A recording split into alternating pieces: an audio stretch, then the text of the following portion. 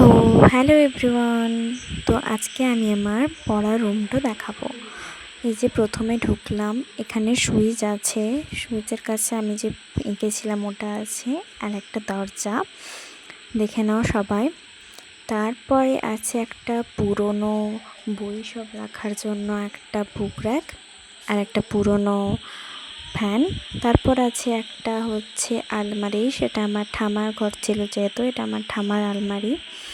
তো এখানে সবার ফটো আছে স্বর্গীয়দের। তারপর এখানে আমি একটু সূত্রগুলো লিখে রেখেছি, একটা ক্যালেন্ডারের মারিয়ে রেখেছি। তারপর আমার রুটিন সব চিটিয়ে রেখেছি। তারপরে তো এখানে বুক র্যাক, এখনও বুক র্যাক। এটা হচ্ছে আমার স্টাডি টেবিল। এই টেবিলে বসে, এই টেবিলে বসে চেয়ারে সব কিছু করি, পড়ি টড়ি। তারপর একটা খাট দেখালাম, এটা হচ্ছে পুরনো টিভি, এটা সানসেট, এটা পুরো রুমটা। এই যে এখন আমি পান্ডার সঙ্গে একটু ঘুরু ঘুরু ঘুরু ঘুরু করছি, একটু দেখাচ্ছি সবাইকে। তারপরে এই যে আমার খাটে একটু দেখলাম খাটটা। তো বাই।